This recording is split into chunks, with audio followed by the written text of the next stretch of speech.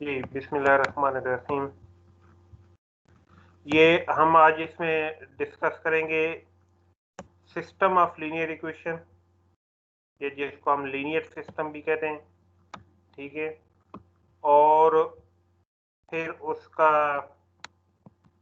Solution, linear system का solution, और कुछ बेसिक डिफरेंट मेथड जिनसे आप लोग फेमिलियर हैं, ठीक है। वो बेसिक मेथड जो हैं उनको हम डिस्कस करेंगे आज। तो लीनियर सिस्टम ऑफ इक्वेशन जी, या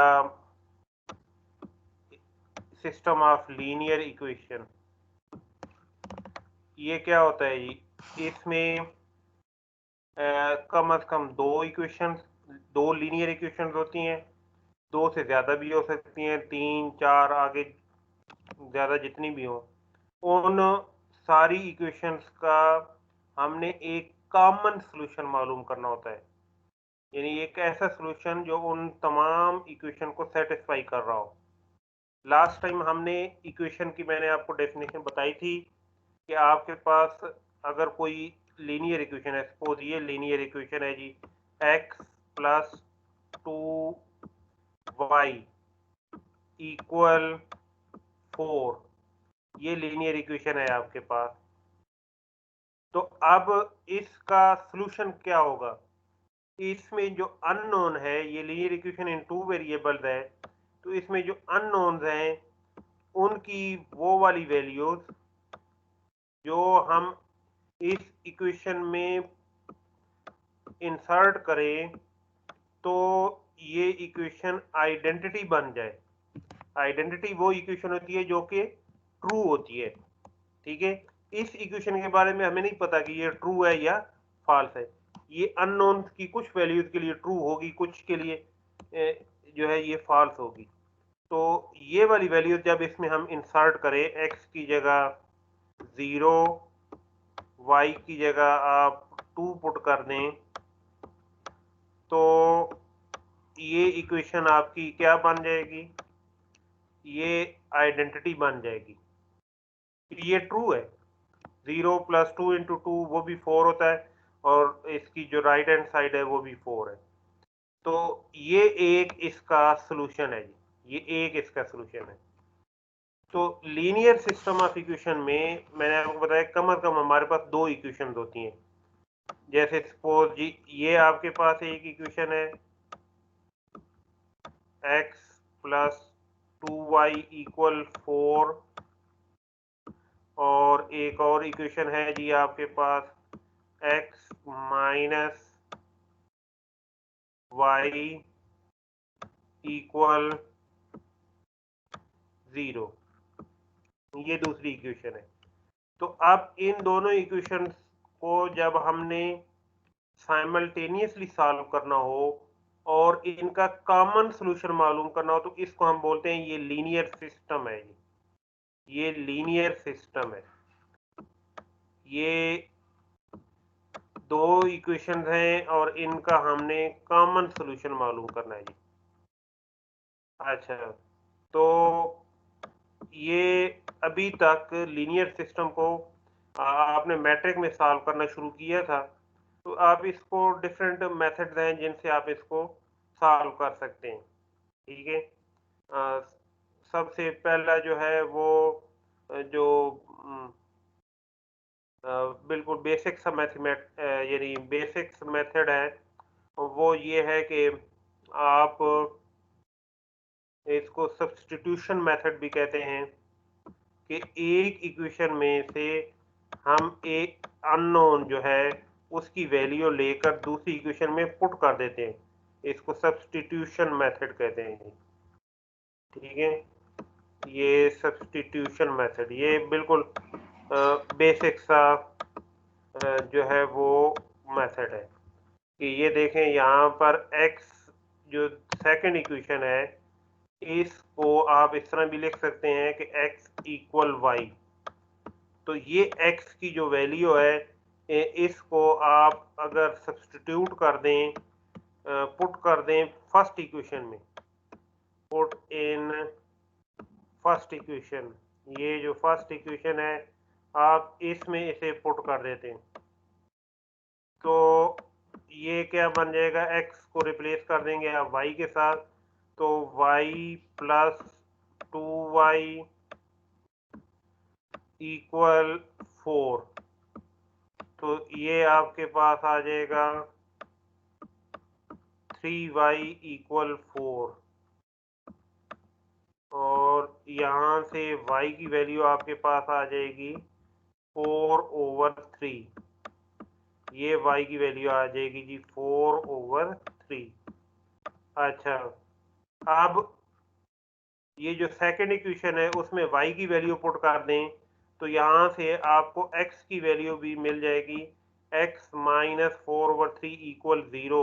तो x इक्वल भी आ जाएगा 4/3। ये एक ऐसा सॉल्यूशन है, ये दोनों इक्वेशंस का कॉमन सॉल्यूशन है।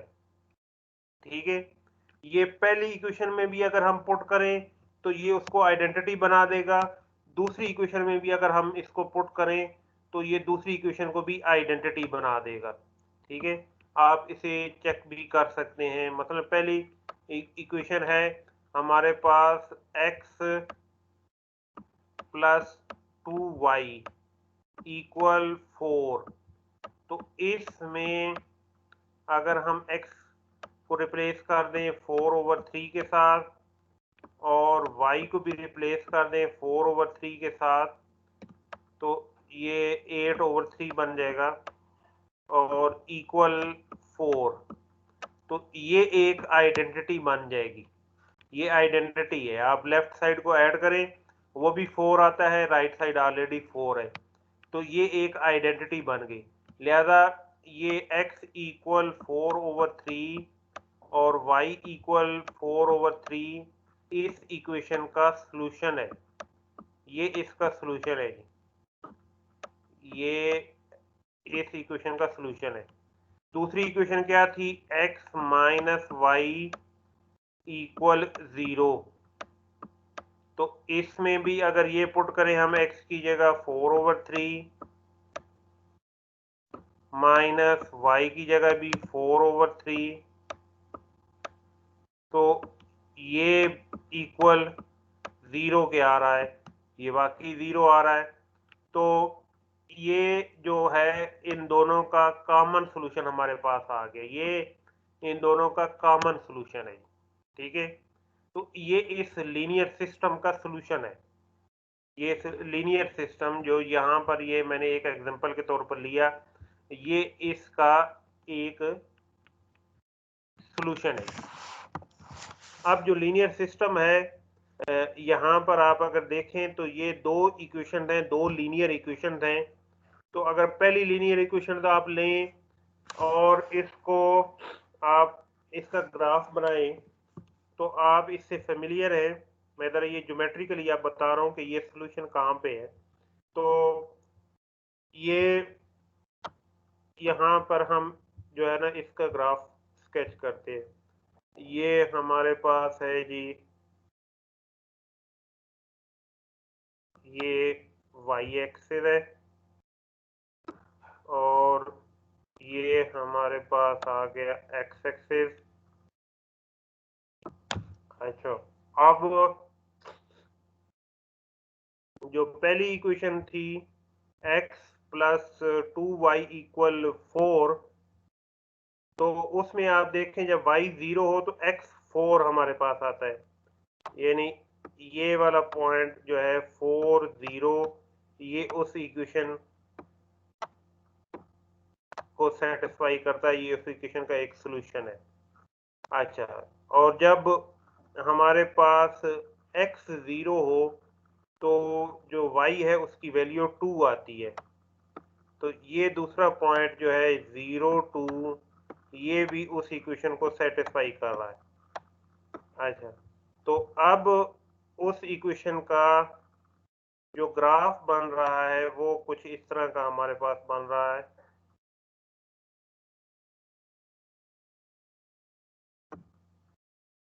ये ग्राफ उसका जी बन रहा है।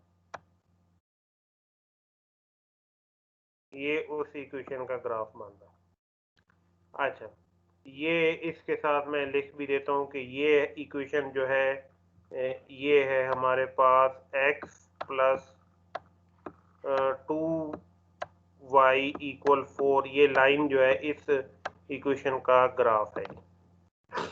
अच्छा, दूसरी इक्वेशन है x - y = 0, तो उसका जो ग्राफ बन रहा है वो आपके पास बनता है जी, ये एक स्ट्रेट लाइन जो कि ओरिजिन में से पास करेगी।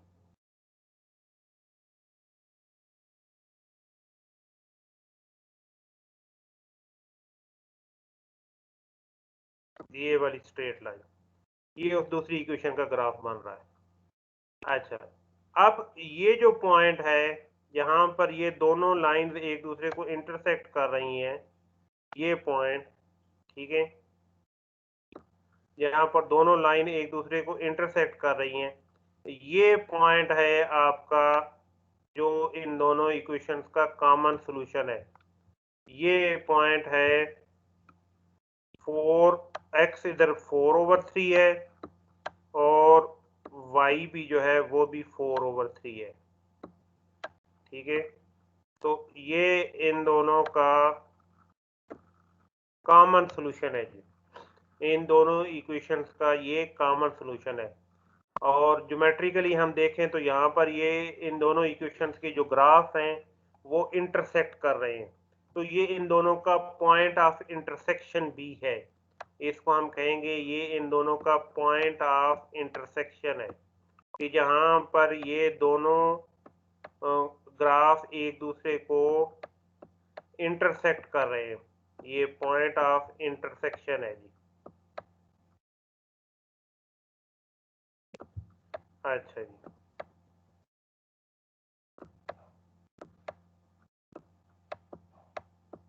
तो हमें क्या पता चला कि जब दो हमारे पास इक्वेशंस हों, वो लीनियर हों और उनमें दो वेरिएबल्स हों, तो उनका ग्राफ ज़ाहिर बात है प्लेन में लाइंस बनेगी, स्ट्रेट लाइंस बनेगी। ये जो स्ट्रेट लाइंस हैं, अगर हम इनको स्केच करें तो इनका अगर कोई कॉमन सॉल्यूशन होगा तो वो पॉइंट ऑफ इंटरसेक्शन होगा, जहां पर वो दोनों एक दूसरे को इंटरसेक्ट करेंगी। लेकिन इसके अलावा दो केसेस और भी हो सकते हैं, कि मसलन जैसे ये वाली लाइन थी, ये दूसरी लाइन की इक्वेशन कुछ इस तरह की होती, ये x - y = 0 के बजाय कोई और इक्वेशन होती, और जब हम उसका ग्राफ स्केच करते तो ये भी पॉसिबल था कि उसका ग्राफ, ये जो पहली हमने ग्राफ स्केच किया है, ये इस पहली लाइन के ऊपर आ जाए, ठीक है, ये इस पहली लाइन के ऊपर इसका ग्राफ आ जाए, ये दोनों स्ट्रेट लाइन जो है ना एक दूसरे के ऊपर आ जाए, तो अब तो उनमें ज़ाहिर बात है जो पॉइंट ऑफ इंटरसेक्शन है वो तो इनफाइनाइट होंगे। तो अब इस केस में सॉल्यूशन जो है वो इनफाइनाइट सॉल्यूशन होगा। ये जो पहला केस है जो अभी जो हम हमें सिस्टम गिवन है, उस सिस्टम में हम देखें तो हमारे पास एक ही पॉइंट ऑफ इंटरसेक्शन आ रहा है, तो उस केस में तो यूनिक सॉल्यूशन है जी। ये जो पहला केस था, इसमें यूनिक सॉल्यूशन है, तो उनका पॉइंट ऑफ इंटरसेक्शन एक ही पॉइंट है। लेकिन जो दूसरा केस मैंने अभी ये आपके सामने एक पहले ब्लैक लाइन थी, उस पर दूसरी जो है रेड लाइन जो है वो दूसरी एक और इक्वेशन है, लेकिन उसका ग्राफ भी इसी इक्वेशन के ग्राफ के ऊपर लाई कर रहा है। तो ये जो रेड लाइन है और जो ब्लैक लाइन है, चूंकि दोनों ओवरलैपिंग हैं, तो अब इन दोनों का जो कॉमन पॉइंट्स हैं, पॉइंट ऑफ इंटरसेक्शन जो है वो इनफाइनाइट है, तो ये इसका इनफाइनाइट सॉल्यूशन होगा इस केस में, इनफाइनाइट सॉल्यूशन। अच्छा, लेकिन ये भी पॉसिबिलिटी है कि हमारे पास जो है वो अ, ये जो रेड लाइन है, ये अगर एक इक्वेशन का ग्राफ है तो दूसरी इक्वेशन का ग्राफ इस रेड लाइन के पैरेलल आ जाए, जैसे ये मैं यहाँ पैरेलल लाइन एक जो है ना वो स्केच करता हूँ।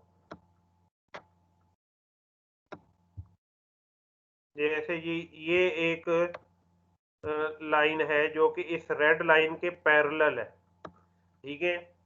तो अब ये दोनों लाइंस जो है एक दूसरे को कहीं भी इंटरसेक्ट नहीं कर रही, तो इस केस में जो सॉल्यूशन होगा वो इनके दरमियान में कोई सॉल्यूशन भी नहीं होगा, तो हम इसको कहेंगे कि इनका नो सॉल्यूशन है, ठीक है, नो सॉल्यूशन।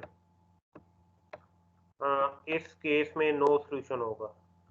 और जब सॉल्यूशन ना हो तो फिर हम कहते हैं ये सिस्टम जो है, ये इसको हम कहते हैं ये इनकंसिस्टेंट है, ये इनकंसिस्टेंट है जी, ठीक है। ये सॉल्यूशन नहीं है चूंकि, तो इस सिस्टम को हम कह देते हैं ये इनकंसिस्टेंट है जी, ठीक है। तो और सॉल्यूशन हो तो वो कंसिस्टेंट सिस्टम होता है। तो ये तो इस एग्जांपल के रिलेटेड ये बातें थी जो मैंने अभी आपको बताई हैं। लेकिन अगर इस तरह का लीनियर सिस्टम कोई भी हो जाए तो उसमें आपके पास यही 3 टाइप के आंसर आएंगे। या तो वो एक कॉमन पॉइंट आएगा, एक पॉइंट ऑफ इंटरसेक्शन आएगा और वो यूनिक होगा, वो दोनों इक्वेशन को सेटिस्फाई करेगा, दोनों को वो आइडेंटिटी में कन्वर्ट कर देगा। या इनफाइनाइट पॉइंट्स आएंगे, या नो पॉइंट आएगा, यानी दोनों लाइंस जो है वो एक दूसरे को इंटरसेक्ट नहीं करेंगी। तो ये 3 पॉसिबिलिटीज हैं जी। अच्छा, नेक्स्ट जो है इसके रिलेटेड जो हमारे पास ये डिफरेंट लीनियर सिस्टम्स हैं, उनकी डिफरेंट टाइप्स हैं लीनियर सिस्टम की। लीनियर सिस्टम की टाइप्स, लीनियर सिस्टम की टाइप्स जो है वो हमारे पास ये है। पहली टाइप तो ये है कि जो मैंने अभी आपके सामने ऊपर एक सिस्टम लिखा था, ये जो x प्लस 2y इक्वल 4 था और दूसरी इक्वेशन थी x माइनस वाई इक्वल 0। तो इसमें जो राइट हैंड साइड है, ये राइट हैंड साइड, इसमें सारी जो एंट्रीज हैं वो 0 नहीं है। ये पहली एंट्री 4 है, वो नॉन 0 है, ठीक है। तो इसको हम कहते हैं ये नॉन होमोजीनियस सिस्टम है जी, ये नॉन होमोजीनियस है।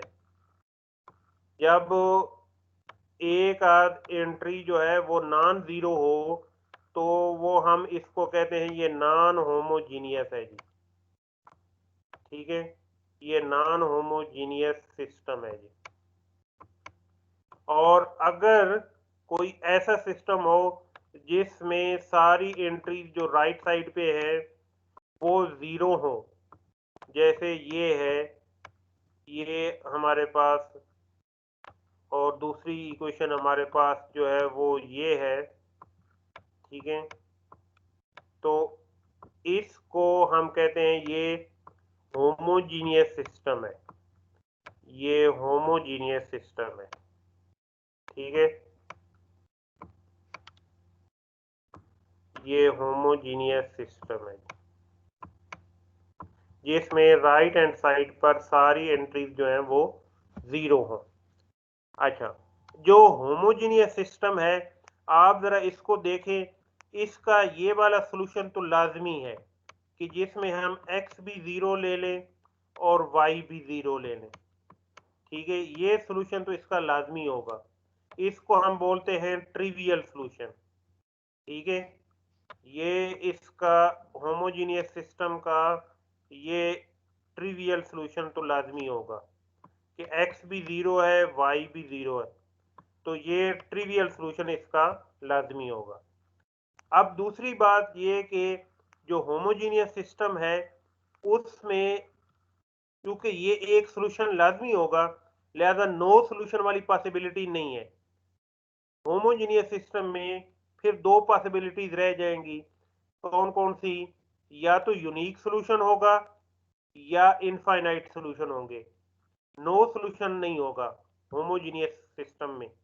जब होमोजीनियस सिस्टम हो कि राइट हैंड साइड में सारी 0 हो, तो इसमें अब 2 पॉसिबिलिटीज हैं, या तो यूनिक सॉल्यूशन है ठीक है, या फिर जो है वो इनफाइनाइट मैनी सोल्यूशन है जी, यूनिक है या इनफाइनाइट है, इसमें नो सोल्यूशन वाली पॉसिबिलिटी नहीं है, यानी ये कभी भी इनकंसिस्टेंट नहीं होता। होमोजीनियस सिस्टम जो है वो इनकंसिस्टेंट नहीं होता। तो इसमें सिर्फ ये दो पॉसिबिलिटीज हैं, ठीक है। आप इसे अगर ग्राफ भी इसका स्केच करके देखेंगे तो आपके पास इसका ग्राफ कुछ इस तरह का आएगा कि मसलन ये है पहली इक्वेशन है जी x प्लस 2y इक्वल 0, ठीक है। तो ये भी ओरिजिन में से पास करेगी, जो दूसरी इक्वेशन है वो भी ओरिजिन में से पास करेगी, लेकिन पहली इक्वेशन में हमारे पास x इक्वल -2y आ रहा है, या y इक्वल हमारे पास आ रहा है -x/2। तो चूंकि उसकी स्लोप नेगेटिव आ रही है तो उसका ग्राफ जो बनेगा वो लेफ्ट टू राइट, ये डाउनवर्ड इस डायरेक्शन में आएगा, left to right downward direction में आएगा। ये जो पहली इक्वेशन है x प्लस 2y, इसका ग्राफ, और जो दूसरी इक्वेशन है x माइनस वाई, उस या y इक्वल x, उसका ग्राफ जो है वो left to right upward direction में जाएगा, ठीक है। और ये दोनों एक दूसरे को ओरिजिन पर इंटरसेक्ट कर रही हैं, तो इनका सोल्यूशन जो है वो यूनिक होगा, एक सोल्यूशन होगा इनका, ठीक है, यूनिक सोल्यूशन होगा।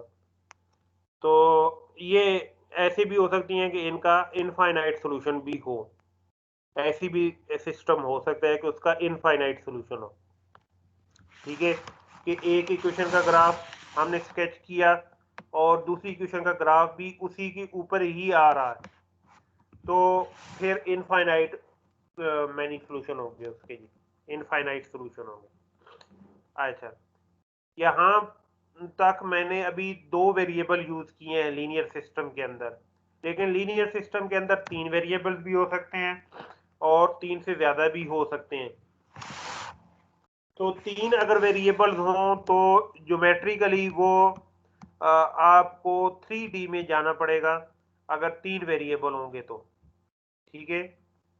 उससे थोड़ा सा मैं आपको उसकी स्केचिंग यहाँ पर सिखा देता हूँ कि अगर तीन वेरिएबल होंगे, मसलन ये आपके पास एक इक्वेशन है, इसमें जी x प्लस वाई प्लस तीसरा वेरिएबल z इक्वल, ये आपके पास है जी 1 की इक्वल है। तो अब आपने इस इक्वेशन का अगर ग्राफ स्केच करना है तो अब आपको 3D में स्केचिंग जो है वो आनी चाहिए। 3D में स्केचिंग आप कैसे करेंगे कि ये सबसे पहले जो बोर्ड है आपके सामने, इसमें आप ये दो एक्सेस बनाएंगे, ठीक है। ये आपका हो जाएगा, ये जो वर्टिकली आप जिसको ये पहले ड्रा करेंगे, ये आपका z एक्सिस हो जाएगा और ये आपका जो है वो y एक्सिस हो जाएगा। ये z एक्सिस और y एक्सिस आपके पास, ये मैं इसके साथ लिख देता हूँ, ये y एक्सिस है और ये z एक्सिस है।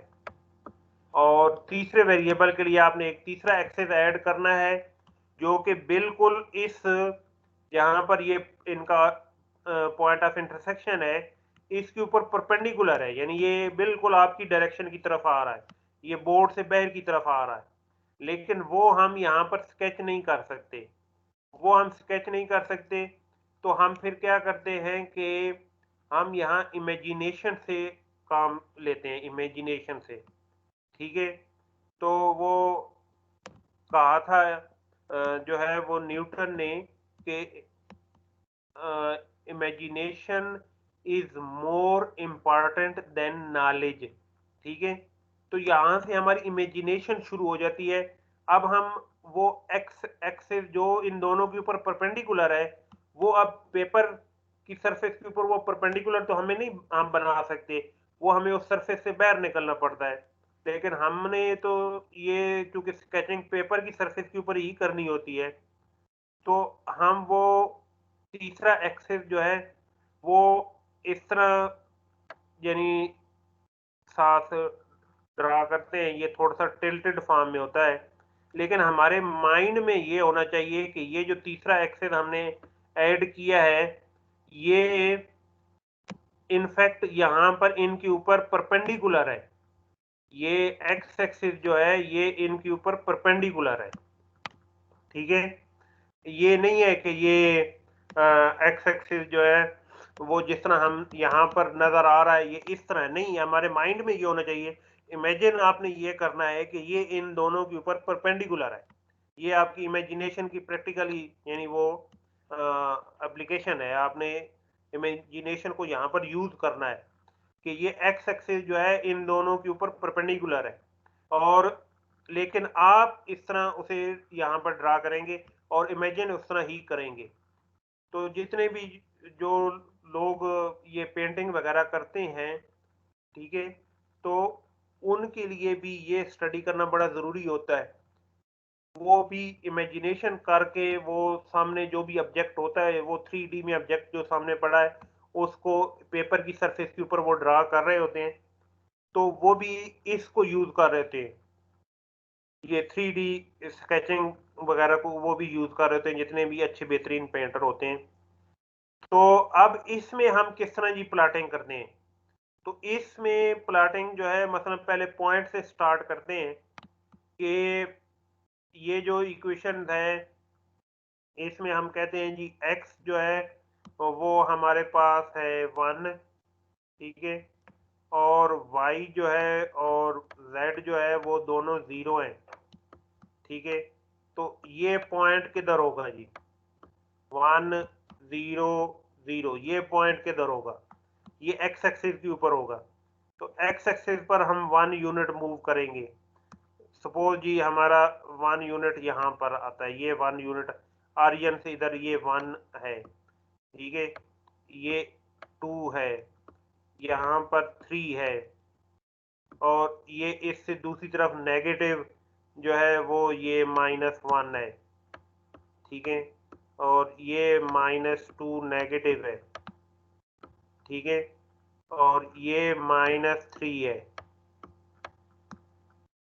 अच्छा, अब जो y एक्सिस है इसी तरह उस पर ये इधर जो है ये हमारा ये 1 होगा, ये 2 होगा, ठीक है, ये 3, और इसके अपोजिट दूसरी साइड पर यहाँ पर -1 और ये -2 और -3 होगा।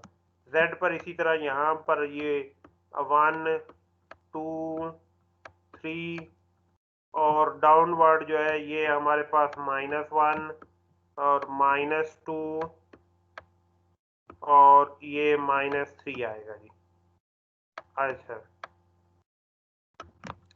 अब ये एक पॉइंट हमने इसके ऊपर प्लॉट करना था कि 1 0 0 ये कहाँ पे है? तो x चूंकि 1 है तो यहाँ पर हमने 1 को शो किया है, तो ये हमारा पॉइंट यहाँ पर 1 0 0 है जी, ये 1 0 0 है। अच्छा, अब एक और पॉइंट इस पर मसलन हम ले लेते हैं, हम कहते हैं कि जी आ, हमारा जो x है वो है 2 और y जो है वो है -1 और z जो है वो है 0। तो ये पॉइंट भी इसको सेटिस्फाई करेगा।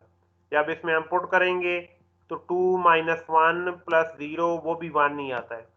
अब इसको पॉइंट को प्लाट करते हैं जी, 2 -1 0 ये कहाँ पे होगा? ये हमारा x है जी, 2 है जी, और इधर ये y -1 है। तो अब हम ये पॉइंट कैसे प्लाट करेंगे?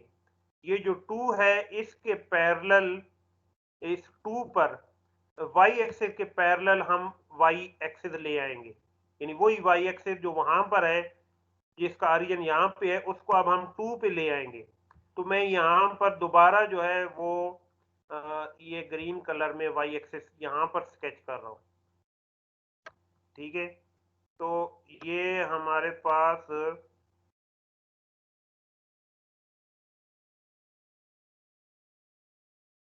ये आ गया वाई एक्सिस, ठीक है। अब यहाँ पर 0 है, ठीक है, और इस साइड पे जो है वो हमारा +1 है, +2 है, और इस साइड पे जो है वो हमारा यहाँ पर ये -1 है, ठीक है, ये -1 है। तो जो ये पॉइंट होगा, ये पॉइंट, ये हमारा पॉइंट होगा 2 -1 0, ये वाला पॉइंट होगा 2 -1 0, ठीक है। इस पॉइंट को हम कहेंगे 2 -1 0। ये देख लिया कैसे हमने इसको यहाँ पर ढूंढा 2 -1 0 को।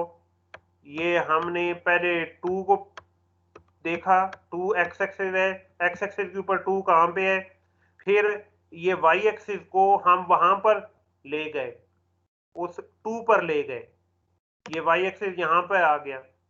तो अब इस वाई एक्सिस को जब यहाँ ले आए तो ये 2 के ऊपर वो ऑरिजिन है, यहाँ पर जहाँ पर ये तीनों 0 होते हैं वो ऑरिजिन 2 पे है, और इस साइड पे नेगेटिव वाई की वैल्यूज हैं, दूसरी साइड पर पॉजिटिव वाई की वैल्यू है राइट साइड पे। तो ये नेगेटिव वैल्यू -1 हमने यहाँ पर जहाँ पर थी वहां प्लाट की, तो ये पॉइंट हमारा बन गया 2 -1 0, ठीक है। अब जी एक और पॉइंट मसलन इसी के ऊपर हम कोई एक और पॉइंट प्लाट करते हैं कि उसमें हम कहते हैं जी हमारा जो x है वो है 3, ठीक है, और जो y है वो है -1, ठीक है, और जो z है वो भी है -1। अब ये पॉइंट कहाँ पे है जी, ये पॉइंट हमने इसके ऊपर प्लॉट करना है। तो ये पॉइंट कहाँ पे है जी, तो अब हमारा x जो है वो क्या है 3, ये यहाँ पर है 3। तो क्या करेंगे, y को इस 3 पे ले आएंगे, ठीक है। तो y को जब हम y एक्सिस को 3 पे लाएंगे तो इस पहले जो ये लाइन है उसके पैरेलल ये हमारे पास ये वाली लाइन आ जाएगी,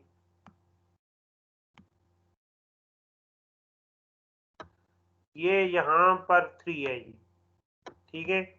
अब इस पर y -1 है, तो -1 तो इधर आएगा यहाँ पर, तो ये पॉइंट तो हमारे पास बन जाएगा 3 -1। लेकिन अब z जो है वो हमने जो है -1 वो भी शो करना है। तो अब जैसे हमने 3 पर y एक्सिस ले आए थे और इस पर ये -1 यहाँ हमने प्लॉट किया था, तो अब -1 पर आपने ये z एक्सिस को -1 पे ले आना है।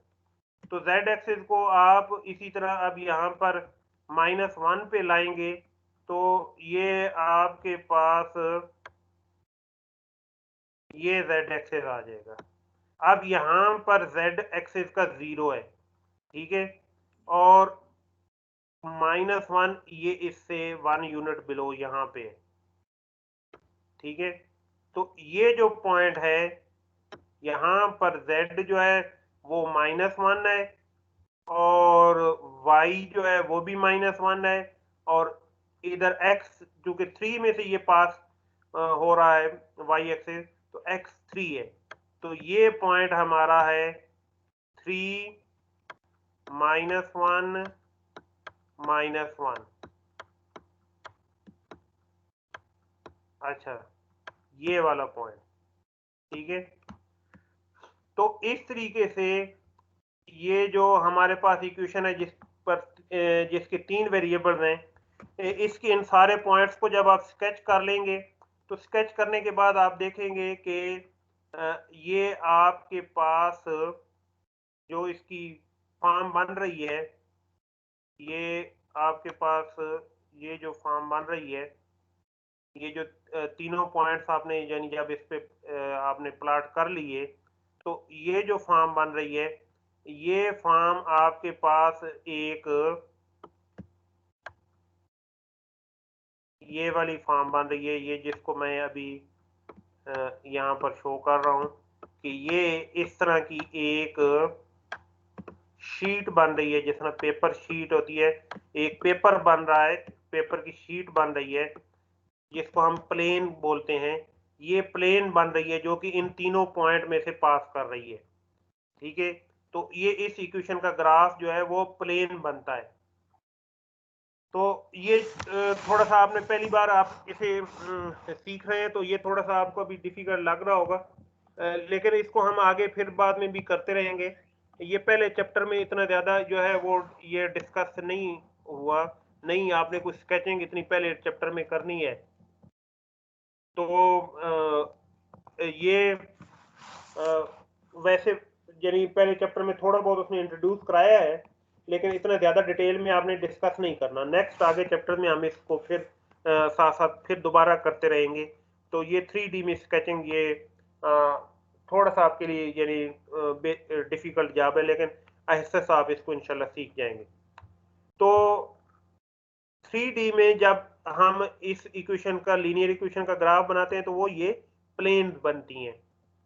तो ज़ाहिर बात है जब ये दो इक्वेशंस होंगी तो ये दो प्लेन्स एक दूसरे को इंटरसेक्ट करेंगी। जब दो प्लेन्स एक दूसरे को इंटरसेक्ट करें तो वो एक लाइन दरमियान में आती है। इनफाइनाइट सोल्यूशन होंगे फिर भी, अगर दो प्लेन्स एक दूसरे को इंटरसेक्ट करें। हाँ, अगर तीन प्लेन्स इंटरसेक्ट करें और इस तरह इंटरसेक्ट करें कि उनके दरमियान में सिर्फ एक कॉमन पॉइंट आए तो वो उनका एक यूनिक सॉल्यूशन होगा। तो बहरहाल इसके लिए हमें तीन इक्वेशन चाहिए होगी, कि तीन इक्वेशन जब होंगी और तीन ही वेरिएबल होंगे तो फिर उनका यूनिक सॉल्यूशन पॉसिबल है। अगर वेरिएबल कम होंगे या ज़्यादा होंगे तो और इक्वेशन की तादाद जो है वो वेरिएबल की तादाद के बराबर नहीं होगी तो फिर यूनिक सॉल्यूशन पॉसिबल नहीं है, ठीक है। यूनिक सॉल्यूशन तभी पॉसिबल होगा जब हमारे पास जो नंबर ऑफ इक्वेशंस है और नंबर ऑफ वेरिएबल्स हैं, ठीक है, वो दोनों सेम हो। तो यहाँ पर चूंकि नंबर ऑफ वेरिएबल तीन है तो लिहाजा हमारे पास तीन इक्वेशन जब तक नहीं होंगी, मतलब ये पहली इक्वेशन है जी x plus y plus z equal 1, उसके बाद जी x minus y plus z equal 0, और उसके बाद जी x plus 2y plus z equal 4। तो अब ये जो सिस्टम मैंने लिखा है ये लीनियर सिस्टम, इसका पॉसिबल है कि इसका यूनिक सॉल्यूशन हो, क्योंकि इसमें तीन ही इक्वेशन हैं और तीन ही वेरिएबल्स हैं, ठीक है। तो अब इसका जो है वो सॉल्यूशन पॉसिबल है, इसका आपके पास यूनिक सॉल्यूशन पॉसिबल है। लेकिन इसका भी इनफाइनाइट सॉल्यूशन भी हो सकता है और नो सॉल्यूशन भी हो सकता है। अगर तो वो तीनों प्लेन्स एक दूसरे के पैरेलल आ जाएं तो फिर नो सॉल्यूशन होगा, ठीक है। और यूनिक सॉल्यूशन भी हो सकता है और जो है इनफाइनाइट मैनी सॉल्यूशन भी हो सकता है। तो ये सारा ये मेथड जो है, ये जो अभी बेसिक सा मेथड जो मैंने आपको बताया, ये एलिमिनेशन वाला मेथड, ये आपने यूज करना है अभी इस पहले चैप्टर में, ठीक है। और इसको सिस्टम को सॉल्व करना है। या फिर दूसरा मेथड जो उसने यहाँ पर डिस्कस किया है वो ये करता है कि आपने ये जो सिस्टम ऑफ इक्वेशन है इसको आपने मैट्रिसेस की फॉर्म में कन्वर्ट कर लेना है, ठीक है। मसलन ये जो ऐसे मैंने अभी ये सिस्टम लिखा है x plus y equal x plus y x plus y plus z equal 1, ये पहली इक्वेशन है। दूसरी इक्वेशन है x minus y plus z equal 0। तीसरी इक्वेशन है x minus 2y plus z equal 4। ये 3 इक्वेशंस हैं जी। अब इन 3 इक्वेशंस का जो है आपने प्लस 2y, इन 3 इक्वेशंस का आपने कॉमन सोल्यूशन मालूम करना है। तो उसके लिए एक और भी उसने मैट्रिसेस को यूज करके भी एक वे बताया हुआ है कि कहता है जी इन इक्वेशन को आप मैट्रिसेस की फॉर्म में ले आए। तो ये x का कोफिशिएंट पहली इक्वेशन में 1 है, y का कोफिशिएंट भी 1 है, z का कोफिशिएंट भी 1 है। दूसरी इक्वेशन में x का कोफिशिएंट 1 है, y का -1 है और z का फिर 1 है। और तीसरी में x का 1 है, y का कोफिशिएंट 2 है, z का 1 है। ठीक है, तो ये एक मैट्रिक्स बन गया, इसमें ये कोफिशिएंट आ गए, इसको हम कोफिशिएंट मैट्रिक्स कहते हैं। और इसको आप मल्टीप्लाई कर देंगे, ये जो वेरिएबल्स हैं इनको लेकर एक कॉलम मैट्रिक्स बनाएंगे, इसके साथ आप मल्टीप्लाई कर देंगे और इक्वल टू ये 1 0 4, ये तीसरा मैट्रिक्स बना देंगे। अब आपने इसको सॉल्व करना है, तो ये जो पहला मैट्रिक्स है इसको कोई आप नाम दे दें, ये A है। ये जो दूसरा मैट्रिक्स वेरिएबल्स वाला है इसको कैपिटल X कह दें और इक्वल टू ये B है जी। तो इसमें से आपने X मालूम करना है।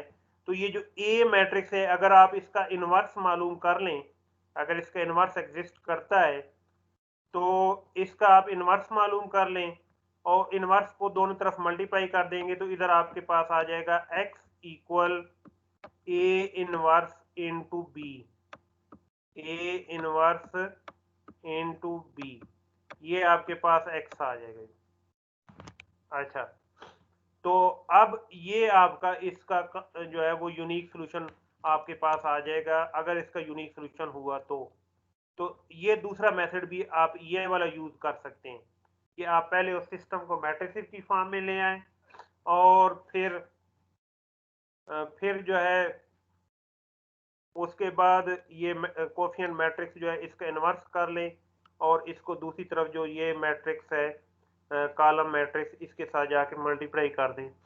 ठीक है, तो आप इस फॉर्म में भी आप अगर उसको लिख दें, ठीक है, तो ये आपको इसका यूनिक सोल्यूशन मिल जाएगा।